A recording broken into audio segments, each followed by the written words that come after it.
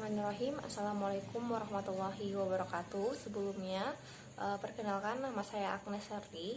Saya dari jurusan Ilmu Sejarah angkatan 2019 dari Universitas Andalas. Di video kali ini, saya akan kembali mereview salah satu buku yang ditulis oleh sejarawan yang bernama Robert Van Niel dengan judul buku Munculnya Elit Modern. Untuk itu, sebelum menyaksikan video ini, alangkah baiknya teman-teman semua untuk like serta komen video saya ini. Dan selamat menyaksikan. Baiklah, sebelum saya mereview isi dari buku yang ditulis oleh Robert Van Niel ini, saya terlebih dahulu mereview identitas dari buku ini. Buku ini berjudul Munculnya Elit Modern Indonesia. Dulunya buku ini berjudul The Emergence of the Modern Indonesian Elite yang ditulis oleh Robert Van Niel. Lalu yang diterjemahkan oleh New Zara Delir Noir yang diterbitkan oleh PT Dunia Pustaka Jaya pada tahun 2009, dan buku ini adalah buku cetakan kedua. Buku ini memiliki ketebalan 368 halaman.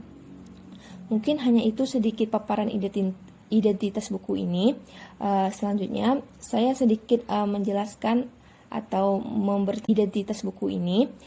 Selanjutnya saya sedikit menjelaskan atau memberitahu siapa sih Robert Van Niel yang menulis buku ini.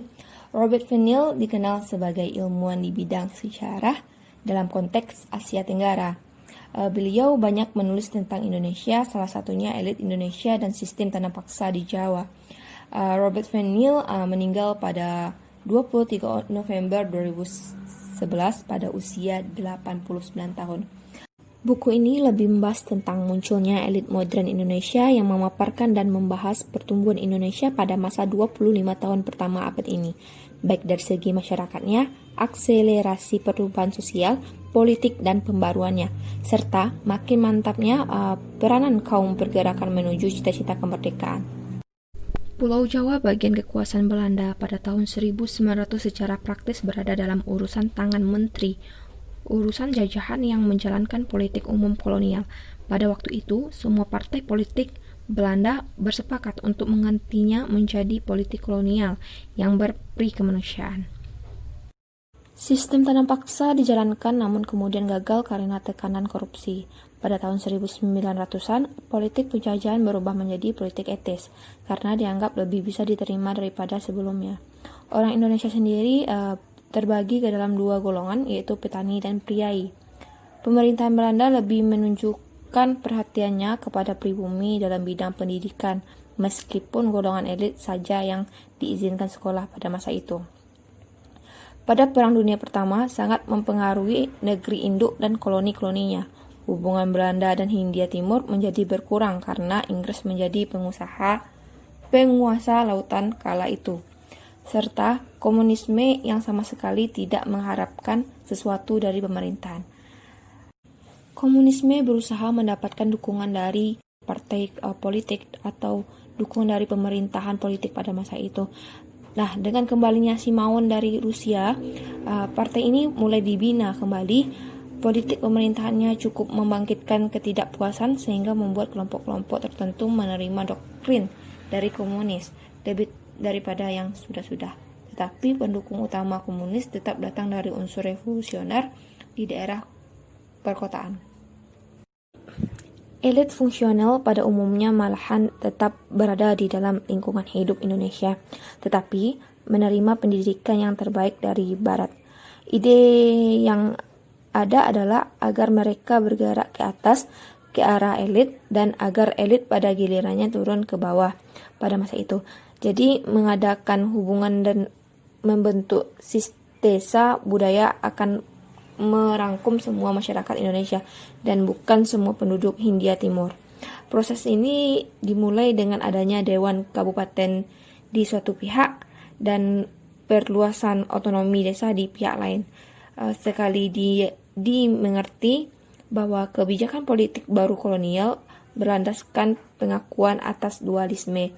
Pemerintah dengan politik baru ini menyetujui sepenuhnya tentang aktivitas Sutomo dengan menggabungkan diri sebagai suatu jalan untuk memajukan orang Indonesia yang berorientasi Barat.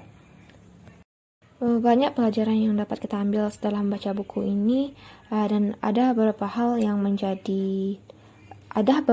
membuat saya tertarik dari buku ini. Salah satunya adalah tokohnya.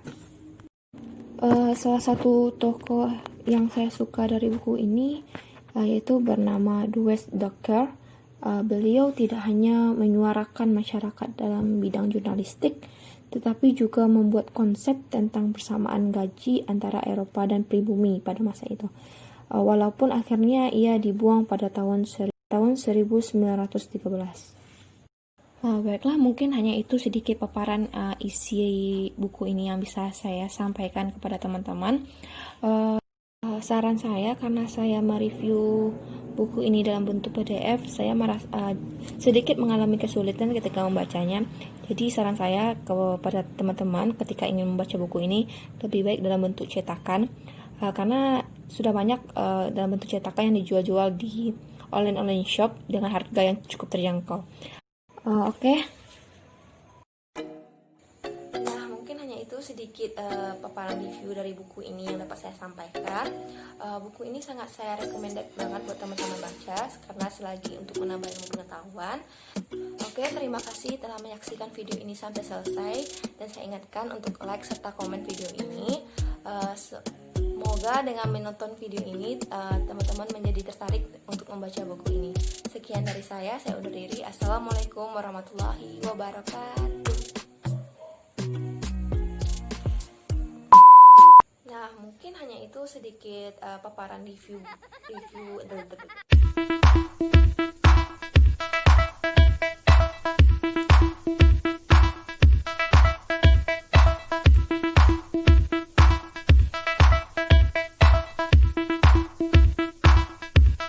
Terima kasih telah menyaksikan video ini sampai selesai, dan jangan lupa untuk sertakan like serta